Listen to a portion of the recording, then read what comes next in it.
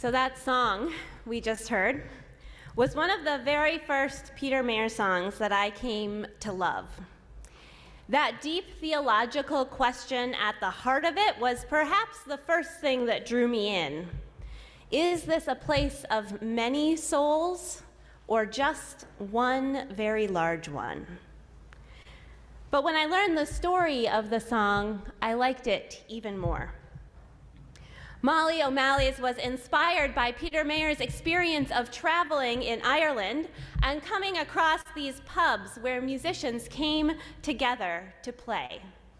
The scene he describes in the song is not just a dream or something he made up or an ideal vision of what such a community could be. It is a reality based on a real place and a real people. In some ways, it's this very simple scenario, a pub where people come to play music. In other ways, it's a profound statement about how community is created and about what we all bring to it. The part that always strikes me these days is not that big theological question, but his description of the people who come not to play music, but to sit and listen. Some are still and listen with attentive eyes and ears, and it's always strange, and the music changes when they disappear. The claim here is that even those who we don't think are actively participating in the music making are nonetheless affecting it. Through their attentiveness, their listening, they are a part of that creativity. This echoes my experience of creating worship. Now, you may think that it is me who creates worship, or more broadly, everyone who you see up here and at any point during the service. But I actually believe that it is all of us together, all of us who have gathered in this moment, whether in the sanctuary or online, who are creating this moment, this worship service. I can create a container for worship. I can facilitate it. I can make a very detailed plan for it, but I can't actually create it alone. And every person who is present affects the way that that service, the worship, plays out, whether or not you feel like you are contributing very much. It's part of why, no matter how much I plan, I can never truly predict how a worship service will go. It depends on the particular energy of the gathering, the particular exuberance or lack thereof of the singing, or in the depth of the moments of stillness. It depends on what each person brings into our worship space and time, whether that is shared out loud or not. This is where I would say that my theology of worship differs quite drastically from our Catholic siblings. In strict Catholic theology, it's the priest who makes something worship. And in fact, a priest can hold an entire Mass with no one present, and it's a completely valid Mass. People pay to have Masses said for the loved ones who have died, and those Masses don't require anyone in attendance. They're about a single vessel for divinity, creating a holy moment. Now, as a Unitarian Universalist, I believe we all have access to the same amount of divinity in the world. We all have the same capacity to create and experience holy moments, both by ourselves and in community. And I also believe that that divinity exists most fully in the spaces in between us, in our relationships. That separately, each of us may have that spark of the divine within us that we talk about, but when we come together, those sparks combine to create a powerful flame. There is something that arises when we do things together that is different, so different, from anything I could do or you could do on our own. It's not something I can fully explain even, the power of coming together in that way. It's a mystery that I know exists because I've experienced it. And so worship is one of those things. I can alone, on my own, experience a sacred moment, but I don't think I can worship on my own. Now, this is the biggest reason why, when we had to pivot to all virtual worship in 2020, I was so adamantly against the fully pre-recorded version of that. From the beginning, I had a knee-jerk negative reaction to the idea of providing a recorded service that people could watch at any time. But it took a while for me to pinpoint exactly why I didn't like it. There were all kinds of reasonable arguments for doing it that way. It was more reliable than Zoom, for sure.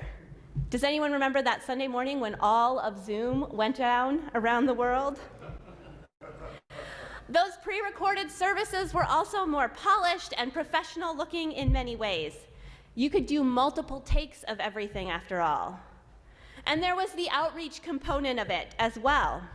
After all, anyone could view the service at any time online. Presumably that meant you could reach more people. I also heard from my colleagues that it was the most relaxing set of Sunday mornings they had ever had. But for me, the pre-recorded stuff never felt like worship.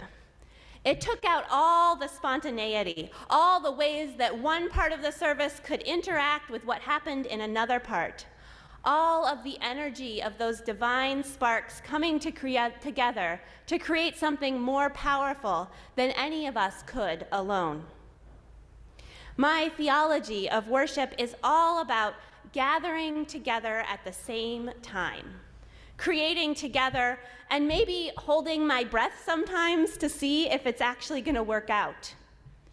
It is about that moment of co-creation, much more than it is about the product. In many ways, this is my core theology, not just of worship, but also about how I think about the world. We are co-creators of our future in much the same way as we are co-creators of a worship service. As Kathleen McTeague wrote, there is a place for us.